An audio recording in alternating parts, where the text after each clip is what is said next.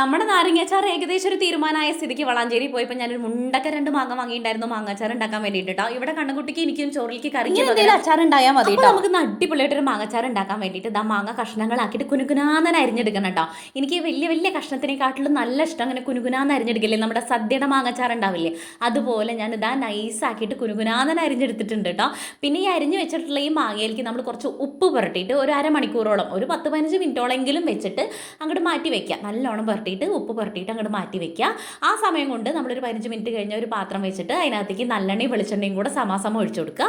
അതിലേക്ക് ഈ വറ്റൽമുളകും കടുകും കൂടെ ഇട്ട് കൊടുക്കുക. എൻ്റെ വറ്റൽമുളക് ഉണ്ടായില്ലേ, കടുക് പൊട്ടി വരുമ്പോൾ കുറച്ച് വെളുത്തുള്ളിയും നമ്മുടെ പച്ചമുളകും വേപ്പിലയും കൂടെ ഇട്ടിട്ട് ഒന്ന് മൂത്ത് വരുമ്പോൾ നമ്മൾ ആ ഒരു സ്റ്റവ് ഓഫ് ചെയ്യുക. എന്നിട്ട് ആ എണ്ണ ഒരു പകുതി ചൂടാവുന്ന സമയത്തേക്ക് നമ്മൾ പൊടികൾ ഇട്ട് കൊടുക്കുക. അച്ചാർ പൊടി, മുളക് പൊടി മാത്രം ഇട്ട് കൊടുത്തിട്ട് നമ്മുടെ മാങ്ങയും കൂടെ അതിലിട്ട് കൊടുത്തിട്ട് എല്ലാം കൂടെ ഒന്ന് മിക്സ് ചെയ്ത് കഴിഞ്ഞ് കഴിഞ്ഞാൽ നമ്മുടെ സൂപ്പർ മാങ്ങച്ചാർ റെഡി ആയിട്ടോ. ഈ സമയത്ത് നമുക്ക് ഉപ്പ് നോക്കിയിട്ട് വേണമെങ്കിൽ ഇട്ട് നമ്മുടെ അച്ചാറിന് ഈ ഉപ്പ് അടിപൊളി പാകമായിരുന്നു കേട്ടോ. അപ്പോൾ അതാ നമ്മുടെ ചൂട് ചോറിൻ്റെ കൂടെ ഈ അച്ചാർ പുരട്ടി കഴിക്കാൻ വേണ്ടിയിട്ട് സൂപ്പറാണ്. അപ്പോൾ ഇന്നത്തെ വീഡിയോ ഇത്രേ ഉള്ളൂ. നാളെ നല്ലൊരു വീഡിയോ ആയിട്ട് കാണുന്നവരെല്ലാവർക്കും ടാറ്റാ ബൈ, സീ യു.